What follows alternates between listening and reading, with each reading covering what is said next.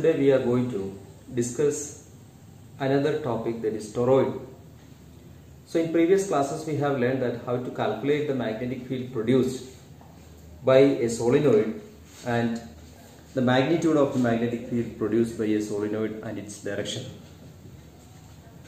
So here another device or another apparatus that can produce a magnetic field around it, and let us discuss how the magnetic field is produced and what is its magnitude or how we can calculate it. So a toroid is a structure in which insulated copper wire is wounded in a circular ring and a number of turns are there in the circular loop, and they are very closely wounded in a circular ring, and a current I is flowing through this toroid, and when the current flowing through this toroid and it produces a magnetic field around it, here this section we are going to calculate what is the magnitude produced by a toroid and how we can calculate it. So as we know that in the previous case we have seen that when the solenoid is producing a magnetic field around it, the inside and outside the solenoid, how the magnetic field can calculated and its magnitude. Outside the solenoid, the magnitude of magnetic field produced is 0. And how we calculated, and we took the cross section of the solenoid along the plane of paper, and then we found that here the direction of electric current flowing here, each turn here, if we take the cross section of the circular ring, then we can say that the current is flowing perpendicular to the plane of paper but in the outward directions. Okay, so in the outward direction, like this, it is in the outward direction. So this element is taken as dot element, and if we take the inner circle of this toroid, so we can take the cross product, where the direction of electric current flowing in the inner portion is in the inward direction. And when we use the right hand thumb rule, if we encircle our right hand fingers along the direction of the electric current, so we will get the direction of magnetic field produced here is to the direction of flow of electric current. So if we take the cross section, so we can get the direction of electric current, the dot element and the cross element, and so that we can find out the direction of magnetic field. Then what will be the direction of magnetic field? The direction of the magnetic field, if it is in the outward direction, then the direction of magnetic field will be in the anti-clockwise direction, and if the direction of electric current is in the inward direction, where the direction of magnetic field will be in the clockwise direction. So, and this is calculated by using the right hand thumb rule. Then, if there are n number of turns, suppose n is the number of turns per unit length of this coil, then what will be the magnetic field produced? So the direction of the magnetic field at a point which is given by the tangent that drawn, since the structure of toroid is a circular structure, so every time the direction of the magnetic field will be changing. Okay, so at this point the direction of the magnetic will be the tangent drawn. Okay, and at the another point again the direction of magnetic field will change, which is the tangent drawn to the particular point of that magnetic field is produced. If we draw a circular Amperian loop, okay, here if we take the cross section of this toroid, where we have the dot elements and cross elements of this toroid. So we know that the dot element and cross elements gives the direction of electric current flowing through the coil, and by using that the direction of electric current flowing through the conductor or the coil, so we can calculate the direction of the magnetic field. So here the direction is given. See, this is the direction of magnetic field. Okay, So here, in order to calculate the magnetic field produced by a toroid, we need to apply the Ampere's circular law here. So the Ampere's loop has to be considered. Then only we can calculate the magnetic field produced by a toroid. So what are the Amperial loop that we are going to consider here? So the first of all, the center of this toroid, okay, and center is taken as O.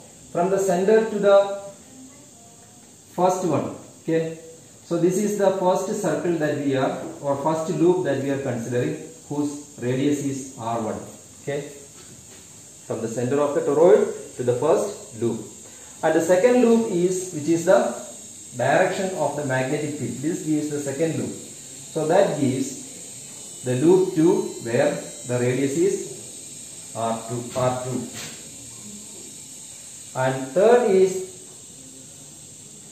this is the loop that we consider and whose radius is R3. Okay, this is loop 3 and this is loop 2 and this is loop 1.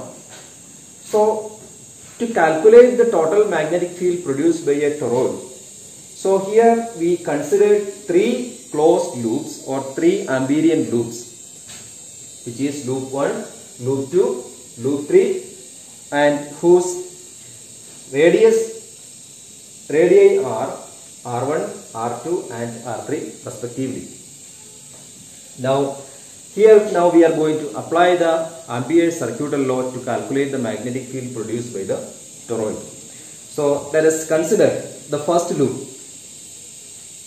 So the magnetic field produced along the first loop, that is loop 1.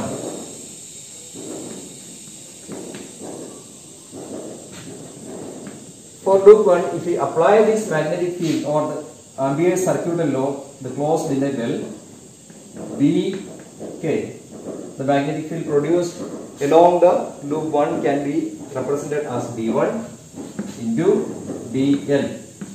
And here is loop 1, okay, and that is equal to mu naught into I.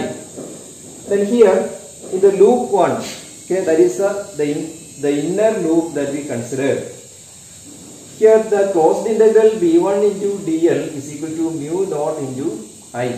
And what is the value of current flowing through this inner loop? The inner loop, there is no current is flowing, okay. So the value of current is 0 here. Therefore, if there is no current flowing through the loop, then there is no magnetic field produced, right? Here B1 is equal to 0. Why?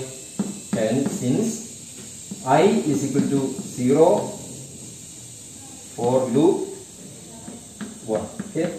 So the current flowing through the first loop is 0. Therefore, the magnetic field produced by the loop 1 is 0.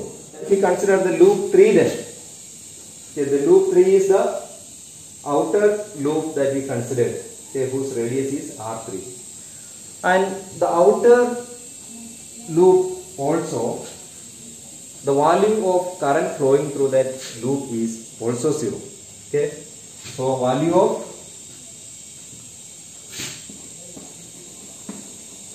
the current enclosed loop 3 is also 0. Therefore, the magnetic field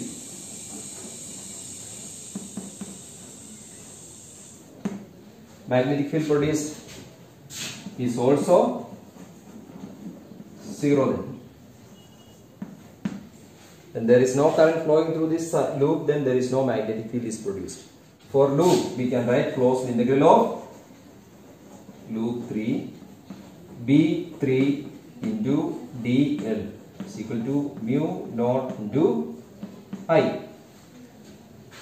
So that is equal to, we know that closed integral of B3 into dl is equal to mu naught into I. What is the value of I? I is equal to 0. Then therefore the value for the magnetic field produced here also will be 0. So therefore we can write B3 is equal to 0. So we have got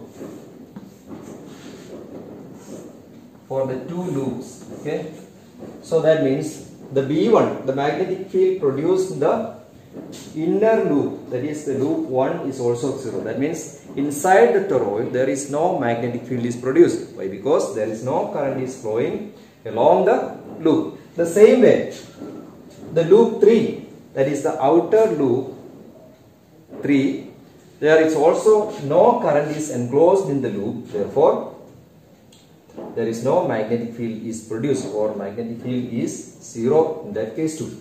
Magnetic field produced by the loop 2 is the ideal magnetic field produced by a toroid. That means the current enclosed in the loop 2 is responsible for the total magnetic field produced by the toroid. So let us see how we can calculate the total magnetic field produced by a toroid. So let N be the number of turns per unit length.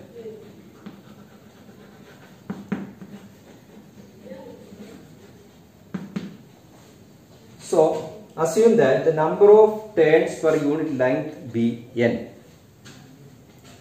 and a constant current I is flowing through the toroid. Okay, what is the value of current? I is flowing through the toroid. Then in case of an ideal toroid, the coil turns are circular and they are very closely wounded. Let B be the magnetic field produced by a toroid. Okay, so N be the number of turns per unit length and I be the current and B be the magnetic field produced by toroid. In the loop 2, what is the total current enclosed? Okay, so the total current enclosed in the loop 2 can be calculated.